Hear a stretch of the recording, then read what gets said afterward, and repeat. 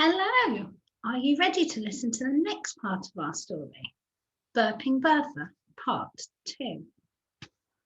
Gulp, swallow, wait, and burp. And the seashell fell off the chest of drawers. Gulp, swallow, wait, and burp. And the poster fell off the wall. Stop stamping around in there, shouted Mum. Life had changed for Bertha. That weekend, dark-haired, blue-eyed Mum and Bertha went to 63-year-old Grandad's house. Bertha was soon dispatched to the garden to collect up apples off the ground. She did for a bit until she got bored. She looked up into the tree.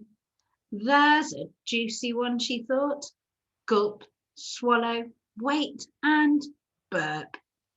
The burp flew out of her mouth and hit the juicy apple. Down it fell to the ground. Burp. And another. And another. Grandad called out of the window. Don't just wait for them to fall. Pick them up off the ground like I told you to. Bertha now knew she had a burp that was big. She had a burp that went just where she wanted it to, and yet people couldn't tell it was the burp doing the business. That night, 63-year-old Grandad took them to a show. It was terrible. The clown wasn't funny. The motorcyclist kept falling off. The singer screeched. Then on came the red-haired, green-eyed juggler. Oh, he thought he was good. He thought he was terrific until Bertha got going. Gulp, swallow, wait, and burp. Away went the red-haired, green-eyed juggler's plates and crashed to the floor. Say excuse me, said Mum. Next week at school, Bertha got bolder and bolder. She hated the way the boys took up the whole playground with their game of football, so she stood near the goal and waited. Greg booted the ball straight at goal. Bertha let fly with a burp and the ball flew straight back at Greg. A few minutes later, Stevie headed the ball hard at goal. A burp from Bertha and the ball was whizzing back at Stevie's head. A few more of these and the boys got fed up, started arguing with each other and went off to play Terminator games. The girls had that part of the playground to themselves and played American football there. At Bertha's school, nobody liked balding 42-year-old Mr. Fobnich. He shouted too much, and if he was really angry, he grabbed children's arms and squeezed them so hard it felt like their hands would drop off. Bertha saw him grab her friend Shakira and yell right in her face. Bertha let fly the burp, and next thing his glasses were flying through the air. Maybe balding 42-year-old Mr. Fobnich was horrible, but he was also cunning. He didn't know how his glasses flew off, but he was sure it was something to do with Bertha.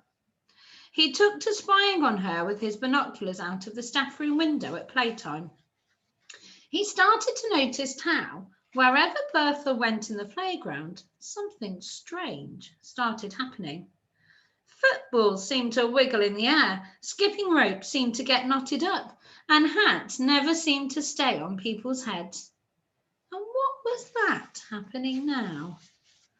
Balding 42-year-old Mr. Fobnich watched through the binoculars, and there was Bertha with a grin on her face.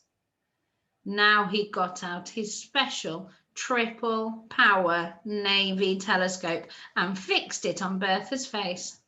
She was moving across to Brad. Big tough Brad was just shoving Giorgio halfway across the playground, when all of a sudden he was staggering backwards even faster. But Mr. Fobnich has seen something else. He saw Bertha's gulp, the swallow, the wait, and the burp. "That's it!" he shouted, and he was down onto the playground. Bertha was taken in to see 52-year-old lightly tinted haired Mrs. Bouncible. "I think I have made a discovery," said Mr. Fobnitch. "This young lady is wreaking havoc, causing disaster wherever she goes. I'm not sure exactly how she's doing it, but it's something she's doing with her mouth."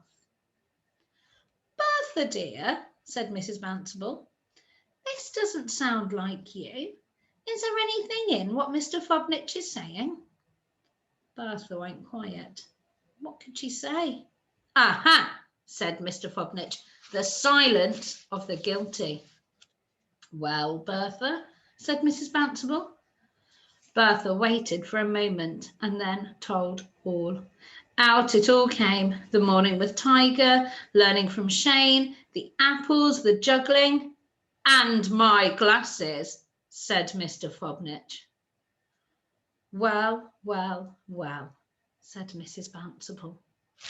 I'm going to stop there because you have got another activity to do. I hope you're enjoying the story so far.